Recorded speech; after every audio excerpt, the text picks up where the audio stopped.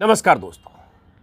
दिल्ली के जंतर मंतर पर महिला पहलवान, खिलाड़ी, ओलंपियन, देश की बेटियां, जिन्होंने भारत का तिरंगा लेकर दुनिया के मैदानों में देश का नाम रोशन किया है, पहलवानी में, कुश्ती में, वो बेटियां बैठी हैं। ब्रजभूषण शरण सिंह पर आरोप लगा रही हैं।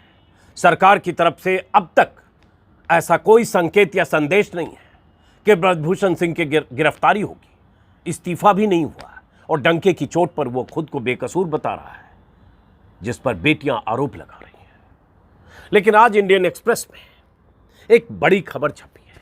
ये बड़ी खबर सबूत भी है, उन लड़कियों, उन बेटियों का बयान भी है, जो बेटियां सीधे सीधे कुश्ती संघ के अध्यक्ष ब्रजभूषण सिंह पर आरोप लगा रही हैं कि ब्रजभूषण सिंह ने गलत मंशा से, गलत नियत से उन्हें गलत तरीके से छुआ, उनकी छाती पर हाथ लगाया, उनके पेट को टच किया, और जिस ढंग से टच किया, छुआ अलग अलग मौकों पर, वो उनकी नींद हराम करने के लिए काफ़ी था। वो खा नहीं पाई, सो नहीं पाई, टॉर्चर होती रही, ट्रॉमा में रही, शॉक्ड रही, लेकिन शिकायत नहीं कर पा रही थी। उन्हें डर था ब्रजभूषण शरण सिंह की ताकत, पावर, कुश्ती संघ पर उसके कब्जे की वजह से। उन्हें लग रहा था उनका करियर खराब हो जाएगा, किससे शिकायत करें, इसलिए चुप रही।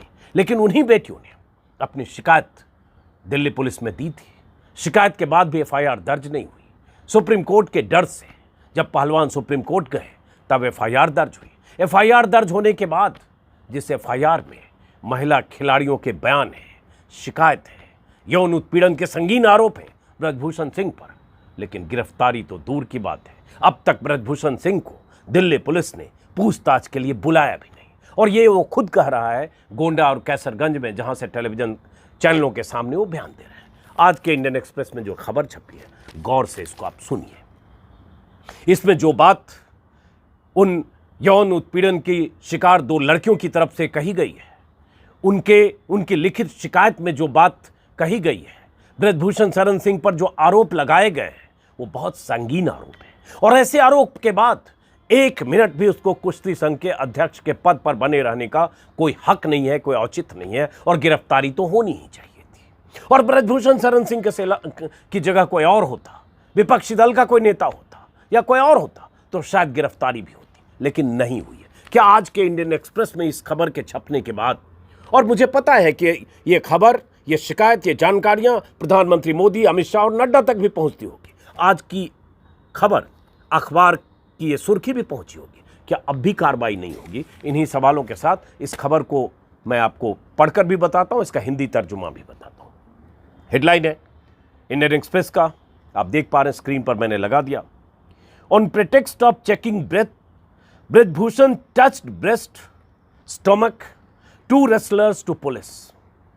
2 महिला खिलाड़ियों ने, पहलवानों ने पुलिस को शिकायत की है, साथ में शिकायत की है। 2 की शिकायत के हवाले से यह है, चूंकि एक्सप्रेस को 2 लड़कियों की शिकायत जो एफआईआर में कन्वर्ट हुई है उसकी जानकारी है, इसलिए एक्सप्रेस ने 2 को मेंशन किया कि सांस को चेक करने के नाम पर, ब्रीदिंग पैटर्न को चेक करने के नाम पर ब्रजभूषण सिंह ने उन्हें गलत तरीके से छुआ, उनकी छाती को टच किया, उनके पेट को टच किया। और विस्तार से एफआईआर में, शिकायत में उन लड़कियों ने कहा है। ये एक्सप्रेस की हेडलाइन है, नीचे एक सब हेडिंग है, सुनिए। 8 incidents of sexual harassment listed at restaurant, in office, a tournament and at a warm up. 8 ऐसी घटनाओं का जिक्र इस खबर में है, रेस्टोरेंट में, ऑफिस में। और ऑफिस किसका? ब्रजभूषण शरण सिंह का। और ऑफिस कहां है? उनके सरकारी बंगले पे, अशोका रोड पर। और कहां बंगला है? जहां से कुछ मीटर दूर, 200 मीटर दूर, जंतर मंतर पर महिला पहलवान, वो खिलाड़ी जहां धरने पर बैठे हैं, जहां उनके साथ बदसलूकी भी हुई है, वहां से 200 मीटर दूर ब्रजभूषण शरण सिंह का वो दफ्तर है, सरकारी बंगले में, जो सांसद के तौर पर उन्हें अलॉटेड है। वहां भी बदसलूकी हुई है, वहां भी सेक्सुअल हैरेसमेंट की घटना हुई है, इन खिलाड़ियों ने लिख कर दिया है। और वार्म अप के दौरान जो ग्राउंड पर होता है, खबर में विस्तार से जो है उसका हिंदी तर्जुमा बता रहा हूं, लेकिन रोंगटे खड़े करने वाले हैं। और बात यही है कि अगर कोई बेटी, कोई लड़की ऐसे आरोप लगाती है तो एफआईआर तुरंत दर्ज होता है। और ये सुप्रीम कोर्ट के निर्देश हैं जो बार बार हम बता चुके हैं। 2013 का state versus UP state versus Lalita Kumari के मामले में अगर कॉग्निजेबल ऑफेंस होता है और ऐसे मामले होते हैं, शिकायत तुरंत दर्ज होनी चाहिए, एफआईआर दर्ज होनी चाहिए और कार्रवाई होनी चाहिए। लेकिन यहां क्या हुआ अब जानते हैं। अब इस खबर पर आते हैं। महेंद्र सिंह और निहाल कौशिक की स्टोरी है।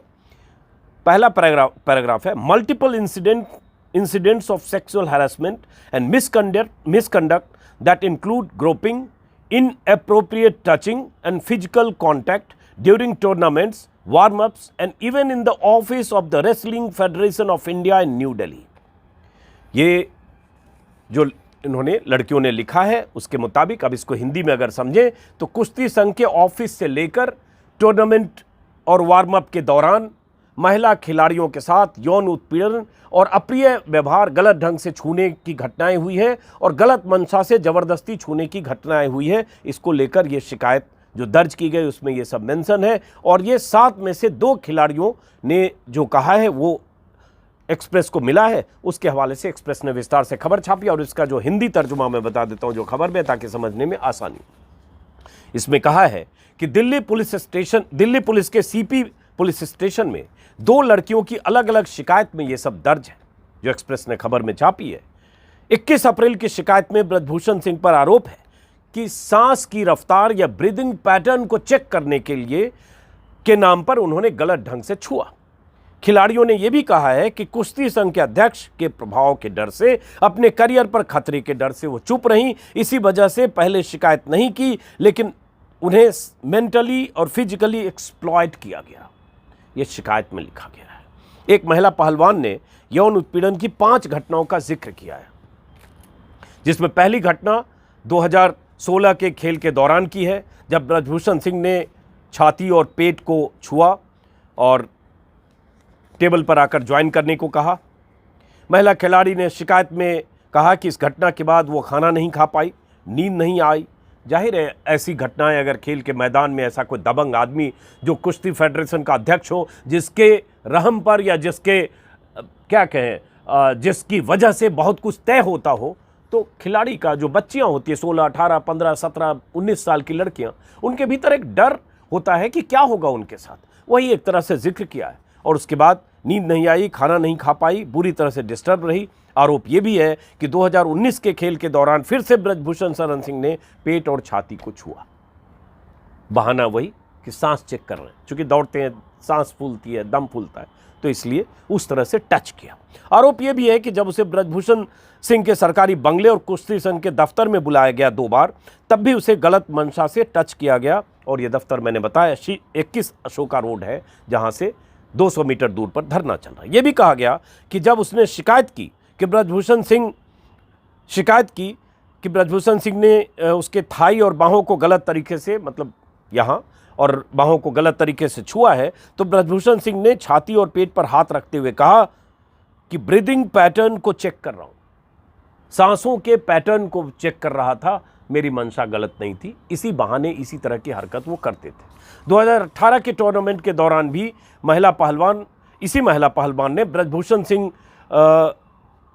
इसी महिला पहलवान को ब्रजभूषण सिंह ने देर तक जोर से लिपटा लिया हक करने के नाम पर।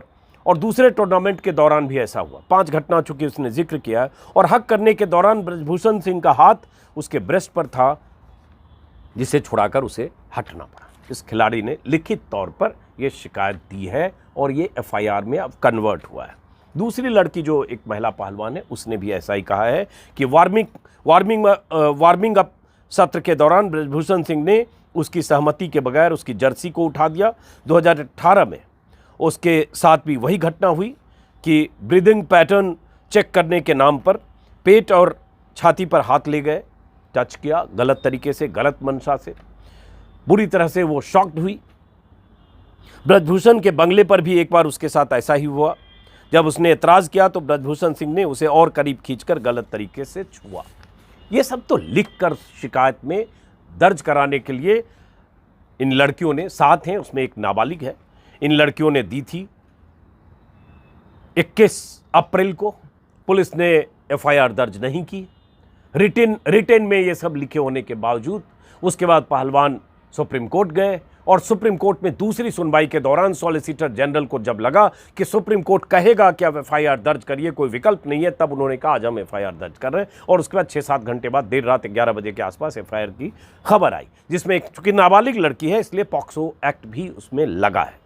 तो एक तरह से लिखित शिकायत में ये सब दर्ज है आज के इंडियन एक्सप्रेस की खबर के मुताबिक। अब आप दर्शक के तौर पर, नागरिक के तौर पर, एक चेतना शून्य भक्त की तरह नहीं, आप सोचिए कि इतनी शिकायत, ऐसी शिकायत जो लिख कर दे, उसके बाद क्या होना चाहिए, क्या कार्रवाई होनी चाहिए। बहुत सारे लोग जो कह रहे हैं अब क्यों बोला, 16 में हुआ, 18 में हुआ, 19 में घटना हुई, इतने साल से क्यों बोली। एक लड़के ने शिकायत में वो कहा है, लिखा है, बहुत आसान नहीं होता है।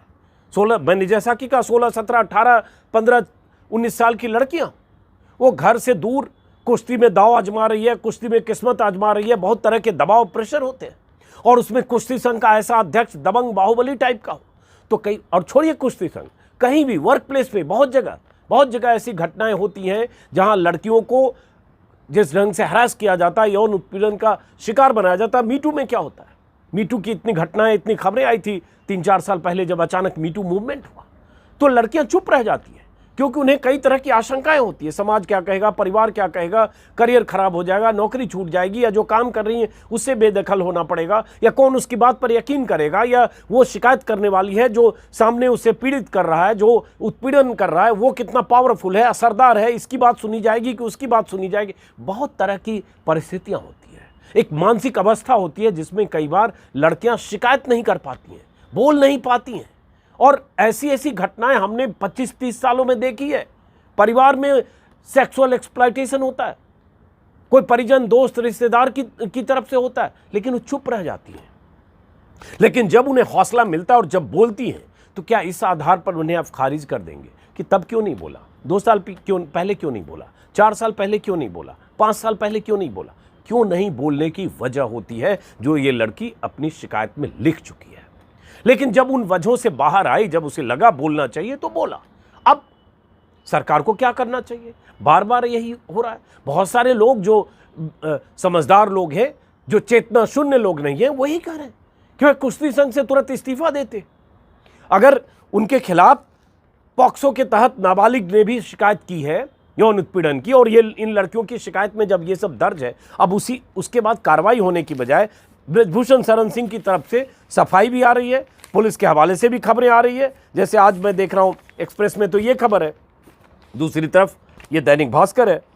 दैनिक भास्कर में क्या खबर है ये देखिए, पहलवानों ने आरोपों से संबंधित कोई साक्ष्य नहीं दिए, दिल्ली पुलिस के हवाले से। ये दैनिक भास्कर में है। पुलिस के हवाले से क्या कहा, पहलवानों ने प्रैक्टिस और आंदोलन के लिए जो वहाँ पहलवान ने कमेटी बनाई, वो सब तो खबर है, लेकिन उसी में है कि इस बीच दिल्ली पुलिस ने कहा है कि अभी तक पीड़ित पहलवानों की ओर से यौन शोषण से संबंधित साक्ष्य प्रस्तुत नहीं किए गए, जिसमें वीडियो फुटेज से लेकर ईमेल, चैट मैसेज आदि शामिल है। अब सवाल उठता है कि ब्रजभूषण सिंह अगर अपने दफ्तर में, अशोका रोड में जो कुश्ती संघ का दफ्तर है, वहाँ अगर किसी लड़की को जोर से लिपटा लेता है, ग्राउंड में अगर वार्म अप के दौरान किसी लड़की को हक करता है, किसी को बैड टच करता है, किसी के सीने पे हाथ लगा देता है, किसी की क्या बोलूं, किसी के जिस्म के किसी हिस्से पर हाथ लगाता है गलत मंशा से, ऐसा पहलवान से बोल रहे हैं जंतर मंतर, उसके क्या सबूत होंगे? क्या वहां कोई वीडियो कैमरा लगा है? क्या वहां कोई सीसीटीवी लगा है? क्या इन लड़कियों के घर पहलवान साहब आए थे, ब्रजभूषण साहब आए थे? तो जो जगह है वो जगह उनके नियंत्रण वाली जगह है, ये क्या सबूत देंगे? लेकिन हाँ, मैं कहूंगा कि जांच होनी चाहिए मुकम्मल। अगर आरोप गलत है, पूरी तरह सही नहीं है, आंशिक सही है, तथ्यहीन आरोप है, जांच करे पुलिस। लेकिन उस जांच से पहले क्या होता है कि जो पावरफुल आदमी है वो जांच को प्रभावित कर सकता है। अगर वो इतना ताकतवर है कि इतना कुछ होने के बाद प्रधानमंत्री चुप हैं, अमित शाह चुप हैं, जेपी नड्डा चुप हैं, उसकी हिम्मत देखिए कि 4 दिन पहले बयान देता है कि अगर प्रधानमंत्री कहेंगे तो मैं इस्तीफा दे दूंगा, अमित शाह और जेपी नड्डा भी कहेंगे तो इस्तीफा दे दूंगा। ये तीनों कह नहीं रहे और वो इंटरव्यू दे रहा है रोज ब्रजभूषण सिंह। तो क्या लगता है कि ऐसे आदमी को पहले कुश्ती संघ से रुखसत होना चाहिए, इस्तीफा होना चाहिए, और उसके बाद पुलिस ने अब तक पूछताछ की शुरुआत नहीं की है। 13 दिन हो गए इनके, 14वां दिन है आज, 14 दिन हो गए धरने के, और शायद 9 दिन या 8 दिन हो गए एफआईआर के। तो कैसे? यही तो कह रहे हैं कि हमें भरोसा नहीं है। और इतना गंभीर आरोप अगर किसी पर भी लगता, फर्ज कीजिए कोई विपक्ष का नेता होता, कोई मुस्लिम लीडर होता, किसी और पार्टी का होता, तो अब तक बेटी बचाओ बेटी पढ़ाओ के नारे देने वाले चैंपियन प्रधानमंत्री मोदी, जो इन्हीं बेटियों से अपने बंगले पर अपने घर पर मिल चुके हैं, इनकी हौसला अफजाई कर चुके हैं, विनेश बेटा करके अच्छी अच्छी बातें कर चुके हैं। जब 2021 के अगस्त की तस्वीरें वीडियो आपने देखी होगी, वो प्रधानमंत्री मोदी चुप रहते क्या? अमित शाह चुप रहते क्या? जेपी नड्डा चुप रहते क्या? अगर विपक्ष के किसी नेता पर आरोप लगता और वो कुश्ती संघ का अध्यक्ष होता, अभी कर्नाटक की रैली में जाकर भाषण दे रहे होते। जैसे प्रधानमंत्री मोदी केरला फाइल्स के बारे में कर्नाटक में भाषण दे रहे हैं, वैसे मोदी भाषण दे रहे होते कि बेटी पढ़ाओ बेटी बचाओ के नारों के दौरान हम तो बेटियों के लिए इतने चिंतित हैं, और ये देखिए विपक्ष का नेता है बेटियों के साथ क्या कर रहा है, हमारी खिलाड़ियों के साथ क्या कर रहा है, देश का नाम बुलंद करने वाली चैंपियंस के साथ क्या कर रहा है। लेकिन जब उनकी पार्टी का कोई नेता है, उनकी पार्टी का कोई सांसद है जो दबंग है, बाहुबली है, माफिया सब कुछ है, और तो और याद आ गया ब्रजभूषण सिंह का एक वीडियो, एक किसी इंटरव्यू में मैंने देखा, अभी किसी चैनल पर इंटरव्यू दिया है उन्होंने, उसका एक टुकड़ा वायरल हो रहा है जिसमें वो खुद कह रहे हैं कि किसी खिलाड़ी का जिक्र करते हुए कि उसको पिता से बात करनी थी, उसके पास फ़ोन नहीं था, मैंने पिता से बात कराई, फिर मैंने उसे लिपटा लिया, वो लड़की थोड़ी असहज हुई, उन्हीं के शब्द हैं, वो लड़की थोड़ी असहज हुई तो मैंने कहा मैं पिता की तरह गले नहीं लगा सकता हूँ क्या? मतलब वो मान रहे हैं कि वो लड़की असहज हुई। आप किसी को ऐसे लिपटा लें, हग कर लें, जोर से भींच ले, तो ये आपकी मंशा, अगर वो लड़कियों को सेंस होता है, वो समझ जाती है कि इसकी मंशा क्या है। बैड टच जिसको कहते हैं, 4, 6, 8 साल की लड़की समझने लगती है बैड टच, तो वो खुद मान रहे हैं कि ऐसा एक बार हुआ, और उन्होंने कहा पिता की तरह। अरे भाई, पिता वो माने ना, आप किसी के पिता जबरदस्ती नहीं बन जाओगे, और आपकी मंशा संदिग्ध है, ऐसी लड़कियां कहती रही। और मैं फिर कहूंगा कि अगर सारे आरोप तथ्यहीन है, बेबुनियाद है, तो जांच की एक प्रक्रिया होती है, और उसके पहले आप जांच को प्रभावित न कर पाएं, इसलिए ऐसे पदों से मुक्त होकर उस दायरे में तो आइए। दिल्ली पुलिस ने अब तक आपसे पूछताछ नहीं की, तो बड़ा सवाल है दिल्ली पुलिस ने एफआईआर दर्ज करने के बाद भी बुलाया क्यों नहीं।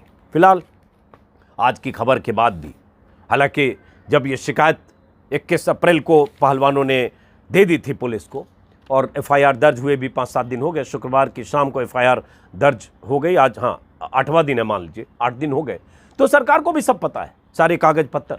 और सरकार के जो नुमाइंदे हैं, खेल मंत्री अनुराग ठाकुर, उनके बयान कल मैं देख रहा था कि सब कुछ सही हो रहा है, कहीं कोई गलत नहीं है, पूरी प्रक्रिया के तहत हो रहा है, हमने तो कमेटी भी बना दी थी, तो हमने एफआईआर भी अब दर्ज हो गई, अब सब कुछ जांच सही ढंग से हो रहा है, पूरा मामला निष्पक्ष हो रहा है, और कहीं इस तरह से जो खिलाड़ी धरने पर बैठे हैं, वो पहलवान वो धरना खत्म करें। एक तरह से उन्होंने कह दिया कि निष्पक्ष जांच में सहयोग करो और पुलिस को अपना काम करने दें, दूध का दूध पानी का पानी हो जाएगा।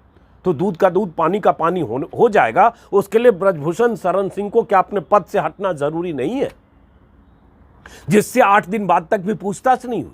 बार बार मैं इसलिए रिपीट कर रहा हूं, किसी के खिलाफ अगर ऐसे संगीन आरोप हो, और आरोप कोई मामूली लोग, मामूली बेटियां, मामूली लड़की नहीं, हालांकि कोई भी लड़की आरोप लगाए उतना ही गंभीर मामला है, लेकिन चूंकि यहाँ चैंपियंस का मामला है और कुश्ती संघ का मामला है, तो जब ऐसा आरोप लग रहा है और ऐसा आरोप बेटियों ने लगाए हैं, तो सबसे पहले तो जो आदमी है कानून का सामना करते हुए इस्तीफा दे, और उसकी हैसियत ऐसी ना रहे, और कोई बयान तो दे मोदी जी और अमित शाह और जेपी नड्डा जी, ताकि इन बेटियों को, इन पहलवानों को भरोसा तो हो कि सरकार उसे नहीं बचाएगी। सबसे पहली चिंता तो यही है, इन्हें लगता है सरकार उसे बचा रही है, इसलिए कमेटी पर सवाल उठे थे, जो कमेटी खेल मंत्रालय ने बनाए, जिस कमेटी में ब्रजभूषण शरण सिंह के पक्षधर लोग थे।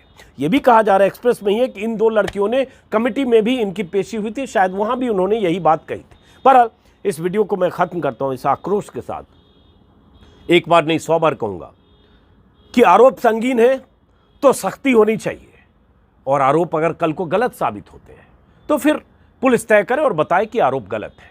लेकिन यह भरोसा होना कि पुलिस निष्पक्ष होकर जांच करेगी, यह भरोसा अभी नहीं है, और उसकी पर्याप्त वजह है। जनवरी का धरना, 21 अप्रैल को शिकायत, एफआईआर के 8 दिन, ये सब ये बता, और अब तक पूछताछ नहीं होना ब्रजभूषण शरण सिंह से, कि अभी तक लगता है कि पुलिस ऐसे मामलों में जिस सख्ती से पेश आती है वो नहीं आ रही। इस बीच मैं देख रहा हूँ कि अखबारों में जो खबर है कि हरियाणा के जो स्वास्थ्य मंत्री अनिल विज ने कहा मैं खिलाड़ियों के साथ हूँ, ऊपर बात करूँगा। दुष्यंत चौटाला जो डिप्टी सीएम है, उन्होंने कहा जांच के आधार पर कार्रवाई करे पुलिस। ये सब बयान हो रहे हैं। कल 7 तारीख है, जो खाप पंचायतों के तरफ से कहा गया है। उनके चौधरी सब जंतर मंतर पर पहुंचेंगे। बहुत सारे किसान नेता, आसपास के इलाकों के बहुत सारे मानवाधिकार कार्यकर्ता, एक्टिविस्ट, वो सब जंतर मंतर पर पहुंच रहे हैं। तो जो कुछ दिख रहा है मैं अपने वीडियो में दिखा रहा हूं।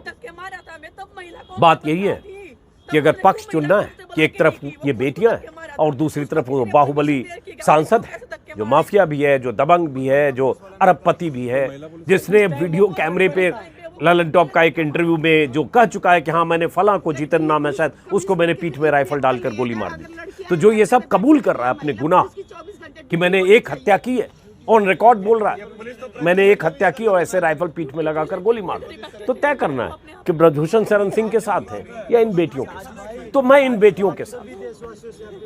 फिलहाल इस वीडियो को खत्म करते हैं, फिर मुलाकात।